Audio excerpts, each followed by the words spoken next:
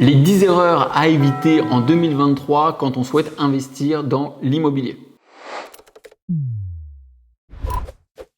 Bonjour les polis-investisseurs, on se retrouve aujourd'hui pour vous présenter en 2023 les erreurs que font encore les jeunes investisseurs ou les moins jeunes aussi et qui les empêchent de passer à l'action et d'investir dans l'immobilier. Mais avant de vous partager ces erreurs, comme d'habitude, pensez à activer la cloche, à vous abonner si ce n'est pas déjà fait.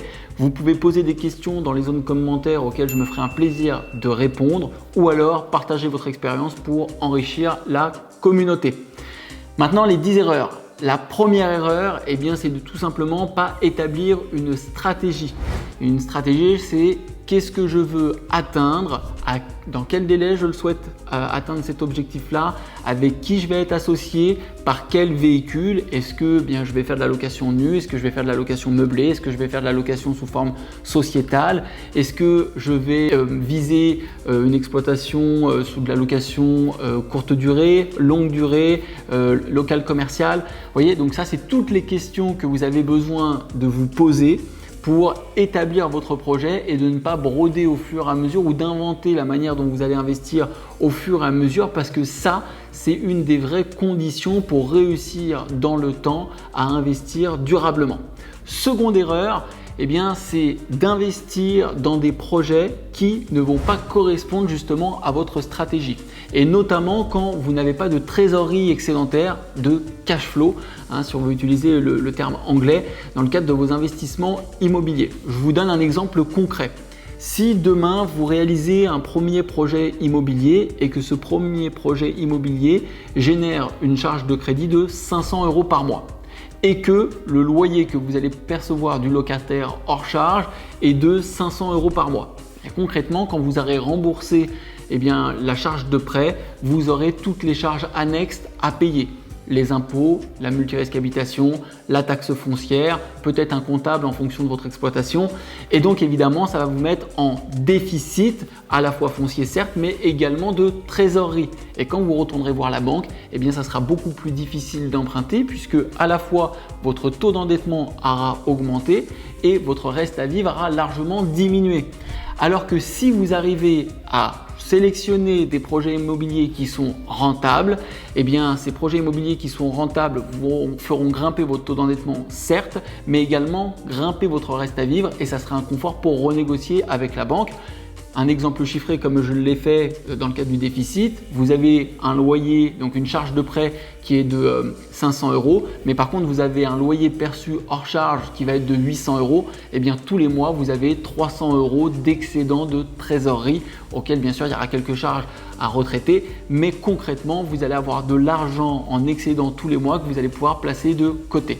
Troisième erreur, c'est de ne pas suffisamment étudier le marché sur lequel vous allez investir. Concrètement, de ne pas connaître le prix au mètre carré, de ne pas connaître la rentabilité, puisque si vous faites cette erreur-là, ça va vous empêcher de savoir si vous achetez au bon prix et également de pouvoir évaluer le potentiel de revente et éventuellement de plus-value. Donc vous avez besoin de vous attarder sur le marché et puis de regarder qu'est-ce qui s'y produit.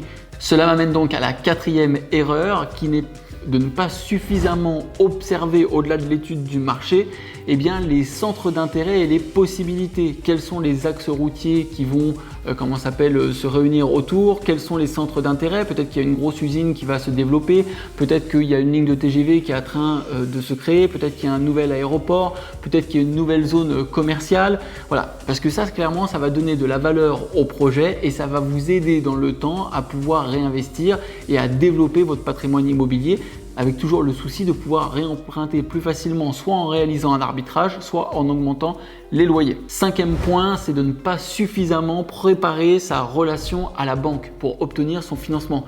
Si pas de financement bancaire, très difficile de développer son patrimoine au travers d'investissements immobiliers. Il y a énormément de choses à savoir qui ne s'improvisent pas. Il n'y a pas que le taux d'endettement à connaître. Il y a une dizaine d'indicateurs, le taux d'endettement, le reste à vivre, le comportement bancaire, la valorisation des biens, la situation nette patrimoniale, etc. Donc être extrêmement bien préparé pour éviter de consommer beaucoup d'énergie dans le cadre de l'obtention du financement bancaire, également obtenir les meilleures conditions et surtout savoir comment sélectionner le bon partenaire pour enchaîner les projets immobiliers. Quand je dis enchaîner, encore une fois, vous nous connaissez avec Julien, on est loin des vendeurs de rêve. Ça ne veut pas dire faire 50 biens immobiliers ou 10 biens immobiliers la même année. Soyons raisonnables. 6e erreur, attendre le bien parfait. J'en vois trop des personnes qui veulent que tout soit parfait. Trouver le bon bien, la bonne rentabilité, le bon déficit avec les travaux, le bon financement bancaire, trouver les bons locataires, tout parfait. Au final, ils ne passent jamais à l'action. Le mieux est l'ennemi du bien. Passer à l'action, optimiser. Et si ce n'est pas parfait, eh bien ce n'est pas parfait, c'est ok. Et ça arrive très souvent d'ailleurs que tout ne soit pas parfait. Parfois, c'est un petit peu éloigné de son domicile. Parfois, il y a un peu plus de travaux que ce qu'on aimerait. Parfois, c'est pas parfaitement localisé où est-ce que nous aimerions. Ou alors, la copropriété, elle est grande alors qu'on préférerait une plus petite copropriété. Bref, c'est jamais parfait, mais passer à l'action parce que ceux qui rêvent d'avoir l'investissement idéal, finalement, ils ne feront que rêver et il faut mieux avoir un projet bien réussi qu'un projet parfait, juste rêver. 7e erreur, ça concerne les travaux et il y a 2 sous-erreurs. La première, c'est de ne pas comparer les prestataires pour les travaux et donc alourdir le montant à financer. Donc bien penser à comparer les prestataires parce que d'un prestataire à l'autre, les prix peuvent passer du simple au presque double. Et donc évidemment pour vous, l'idée ne va pas être tout le temps de prendre le moins cher puisque peut-être qu'il y aurait une problématique de qualité, mais par contre c'est de pouvoir étudier les différents prestataires et de prendre pour vous celui qui va avoir le meilleur rapport qualité-prix dans le cadre de votre investissement. Donc on ne prend pas nécessairement le plus cher, on ne prend pas non plus nécessairement le moins cher, on prend celui qui nous apporte l'équilibre le plus certain entre la qualité et le prix. Et la deuxième sous-partie en lien avec l'erreur liée aux travaux, c'est de vouloir faire ces travaux soi-même. Pourquoi? Parce que même si vous êtes quelqu'un qui est manuel, même si vous êtes quelqu'un qui aimait faire des travaux, tout le temps que vous passez à faire des travaux, déjà si vous savez les faire, au moins ça sera de bonne qualité, vous savez ce que vous ferez, mais encore pire si vous ne savez pas correctement faire des travaux, c'est que ça va vous prendre beaucoup de temps, ça va vous coûter peut-être plus de matériel pour faire ces travaux-là et du coup pendant que vous faites ça, vous ne faites pas autre chose. De la même manière, si vous faites vous-même les travaux et que vous êtes à l'aise avec ça, pendant que vous faites les travaux et que vous avez une société de travaux, c'est des travaux que vous ne faites pas chez des clients, c'est des travaux que vous ne passez pas du temps à développer votre business. Donc il y a une règle pour cette erreur-là, c'est concrètement combien vous coûte une heure de travail que vous facturez à un client et combien ça vous coûterait de faire réaliser ces travaux.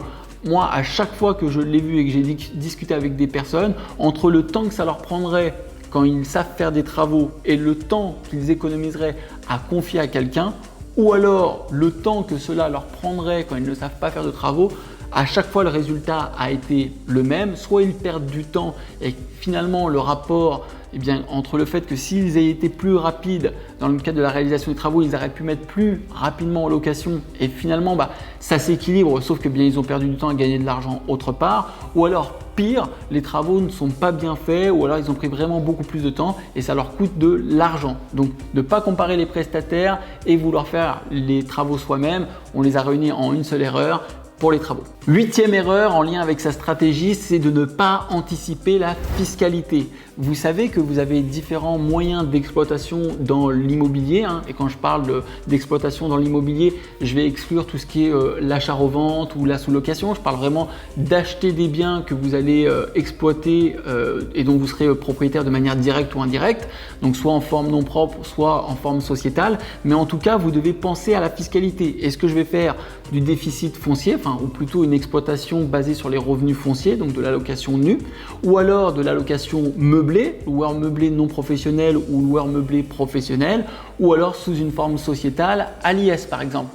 Ça c'est important parce que si vous n'avez pas anticipé votre fiscalité, vous pouvez avoir une surprise qui va tout simplement changer la dynamique de votre investissement. 9e erreur, c'est on a acheté le bien mais on se précipite pour prendre un locataire et qui n'est qui ne réunit pas nécessairement les éléments qui viendraient nous rassurer. Parfois, il faut accepter de perdre 1 ou 2 mois, mais de sélectionner un locataire qui va correspondre à ses valeurs et à sa dynamique. Donc l'idée, c'est de pouvoir observer à la fois les revenus du locataire, possiblement les cautions ou les garanties qu'il est capable de proposer, peut-être nous en tant que propriétaire prendre une garantie loyer impayé. Aujourd'hui, il y a un service qui est gratuit et qui existe à la fois pour les propriétaires et pour les locataires qui s'appelle Goodlease.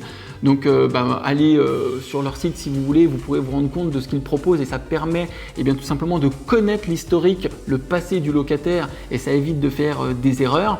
Et donc c'est gagnant-gagnant à la fois pour le propriétaire et pour le locataire dans le cadre de la sélection tout simplement du locataire qui va résider dans le logement. Pourquoi c'est une erreur? Parce que si vous choisissez un locataire qui, par exemple, a des difficultés de revenus ou qui ne paye pas son loyer ou qui dégrade votre bien, pour enchaîner les biens, ça peut être problématique parce que la banque verra que dans les relevés de compte, l'argent qui sert à rembourser le projet immobilier, il ne rentre pas tout le temps. 10e erreur, c'est tout simplement hésiter à acheter sa résidence principale. Je sais que dans le livre de Robert Kiyosaki, Père riche, Père pauvre, il est considéré que la résidence principale, c'est un passif.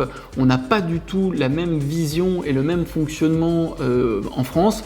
Et donc l'idée, c'est acheter la résidence principale. Oui, bien sûr, se mettre au plafond, au taquet du taux d'endettement, c'est pas nécessairement une bonne idée. En revanche, quand j'entends ou quand je vois que certaines personnes ne veulent pas acheter leur résidence principale parce qu'ils se disent que ça va être un élément bloquant pour la banque s'ils sont propriétaires de leur résidence principale, c'est une ânerie. Le fait d'être propriétaire de sa résidence principale, ça démontre simplement à la banque que vous avez une dimension de propriétaire, vous savez ce que c'est et pendant que vous êtes en train de rembourser votre résidence principale, c'est un loyer que vous évitez de jeter par la fenêtre ou de donner à un autre propriétaire. Donc vous augmentez la valeur de votre patrimoine. Donc ce n'est pas une erreur d'acheter votre résidence principale, bien au contraire, puisque plus vous allez rembourser le prêt qui est associé à la résidence principale, plus vous allez avoir une valeur patrimoniale qui va être élevée et plus ça va venir rassurer la banque.